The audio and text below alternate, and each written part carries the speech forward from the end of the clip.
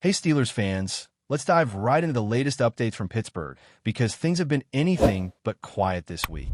There's been a lot of chatter about the team, the coaches, and of course Mike Tomlin, and I want to break it all down for you in a way that really captures what's happening without just repeating the headlines. It all started with Tomlin's weekly press conference, which, as always, was a mix of careful observation, deliberate answers, and that signature Tomlin aura that makes it clear he's always in control, even when the questions feel like they're trying to corner him. There weren't any major surprises in terms of announcements, but the way he handled certain topics gave a window into how he sees the team, the season, and the expectations of the fans. First off, let's talk about player movement. Tomlin didn't shy away from discussing possible changes, especially with Patrick Queen potentially missing the next game in Baltimore. That alone has implications, not just for the lineup, but for how the team executes in the green-out role. These are the kinds of details that can ripple across a game, affecting timing, communication, and overall performance. Tomlin confirmed that while there's some shuffling, there's nothing drastic planned for the coaching staff. The stability there is part of how he maintains consistency. And even when the questions get tough, he remains focused on the big picture rather than getting drawn into speculation. Of course, the play that everyone keeps circling back to is the one the Bills ran repeatedly last Sunday. Tomlin and his coaching staff broke down the film afterward, identifying patterns and tendencies that led to the Bills' success on those plays. It's the kind of analysis that hardcore fans love because it reveals the thinking behind each decision and highlights the areas where the Steelers can adjust. When asked about Pat Freiermuth's minimal playing time, Tomlin gave the standard response. The roster has depth, multiple players are capable, and every snap counts. It's classic Tomlin, deflecting without being defensive, emphasizing the team over individual scrutiny. He's never one to dwell on participation questions or the nitty-gritty details that don't directly affect winning the next game. And then there's the elephant in the room, the fan reaction. Tomlin addressed the chance for his firing with a level of acknowledgement that balanced professionalism with an understanding of the fan base. His perspective is clear. Football is entertainment, but winning is what drives engagement. He understands the frustration, he respects it, and he shares it to the extent that a coach can, but his focus remains firmly on the next opponent. That's the lens through which he evaluates everything. One game at a time, one season at a time, never dwelling on trends that stretch beyond the current 12 months. For him, the past is past, and the future only matters when it becomes the next challenge on the schedule. What's striking about this approach is how it frames both the team and the fans. Tomlin's comments suggest that entertainment and satisfaction are directly tied to winning. But he also knows that the broader feelings of frustration among the fan base cannot be erased by a single victory. A win against the Bills or in Baltimore may temporarily silence the boos, but it won't change the underlying tension that has been building over years. Fans who are deeply invested in the Steelers have seen cycles of highs and lows, and they're not just reacting to a single play or a single game. They're responding to patterns, to management decisions, to moments that have accumulated into a collective memory of what they expect from the franchise. And yet, even as he navigates the scrutiny, Tomlin manages to maintain a balance between accountability and focus. He doesn't give in to pressure, he doesn't over-explain, and he doesn't let emotion dictate his approach. His answers are measured, his demeanor controlled, and his commitment to the team unwavering. It's an approach that can be frustrating for fans seeking dramatic responses, but it's also one that underscores why he has remained a respected figure in the league for so long. He's not interested in making statements to appease the crowd. He's interested in winning football games. That singular focus informs every decision he makes, every adjustment he orders, and every interaction he has with the media. From the stands, the fan perspective is an entirely different experience. Whether it's frustration over coaching decisions, disappointment in a particular player, or the emotional highs and lows of a tightly contested game, the fans' reactions are raw and real. Some choose to express it loudly, chanting and booing to make their presence felt, while others, like our viewer Samantha, channel that energy in quieter ways, whether that's sitting and observing, doing a puzzle, or simply absorbing the game from their own vantage point.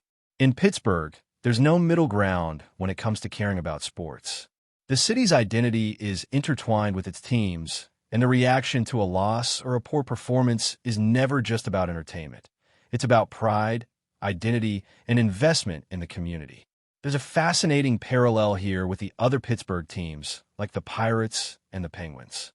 The frustration and hope that fans feel with one team often bleed into their expectations of the others. Fans who have experienced disappointment with the baseball team know that systemic issues, ownership decisions, management choices, roster limitations, can create a sense of helplessness. That emotion carries over into football, where the stakes feel just as high, if not higher, because the Steelers are more than a team. They're a symbol of the city itself. And that is why the fan reaction, whether it's booing, chanting, or quietly shaking a head in disbelief, is so layered. It's never just about a single snap or a single play. It's about the narrative that has been building for years, the hope that's been deferred, and the expectations that weigh on every game day. Even in the press box, removed from the action on the field, the perspective is clear. Fans are the pulse of the franchise. They're not just spectators. They are participants in the emotional and cultural fabric of the team. Every chant, every cheer, every groan and sigh contributes to the story of the Steelers, shaping the atmosphere, the energy, and the intensity of each game. And Tomlin knows this. That's why his approach is careful but deliberate, acknowledging the pressure while refusing to let it alter his priorities. The next game, the next play, the next challenge, that is where his attention remains, and it is that singular focus that has defined his tenure.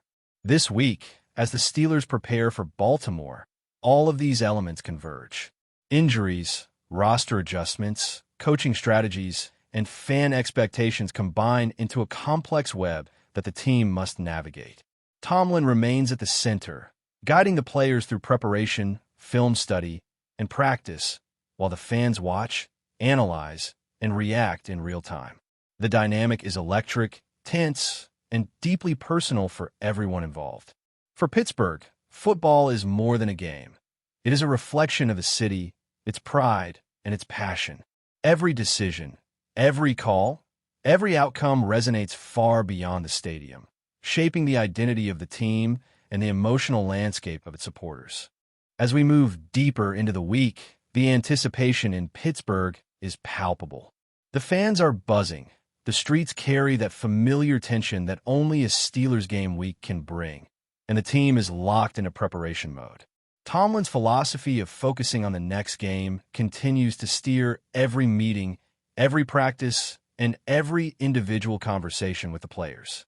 Injuries like Patrick Queen's potential absence loom large, but they are just variables in a larger equation that Tomlin approaches with disciplined precision. Each player's role is examined, each snap is considered, and every adjustment is weighed against the ultimate goal, winning the game in front of them. That relentless focus on the immediate, rather than the narrative of the season or the pressure from the stands, is what defines Tomlin's method and, in many ways, what sustains the Steelers' identity as a team that never loses sight of the task at hand. During this week's practice sessions, the intensity has been clear. Players are moving, shifting positions, and taking on new responsibilities to compensate for injuries and to fine-tune the strategies that will be deployed against Baltimore. Tomlin has always emphasized accountability, and that expectation is evident in how the athletes respond. There's no room for half measures, no tolerance for uncertainty, and certainly no patience for letting distractions dictate performance. And yet, despite this disciplined environment, Tomlin balances rigor with reassurance. He understands that players need confidence as much as correction, and that the mental aspect of football, knowing your coach believes in you, knowing your teammates rely on you, is just as critical as any physical preparation. The question of fan reaction continues to echo through the city. As much as the coaching staff focuses on preparation and performance, it's impossible to ignore the energy in the stands. Fans have historically been some of the most passionate, vocal, and demanding supporters in the league, and Pittsburgh is no exception. From the early days of screaming through losses to today's high-tech stadium experiences, the interaction between team and fan is immediate, raw, and influential. Tomlin's comments on entertainment versus performance highlight a delicate balance. The team is here to win, but winning also serves the greater role of engaging the fans and meeting the emotional expectations of a city that ties its identity to the black and gold. It's a symbiotic relationship, a give and take that defines game day energy and shapes the narrative outside the locker room. Strategically, the game against Baltimore will test the Steelers in multiple ways. Baltimore is a team that demands versatility, intelligence, and discipline. The coaching staff has spent countless hours analyzing tendencies, identifying weaknesses, and designing plays that can maximize the team's strengths while exploiting any potential gaps. Every practice rep is designed with this challenge in mind. Every walkthrough is intentional, and every film session reinforces the idea that preparation and execution are inseparable.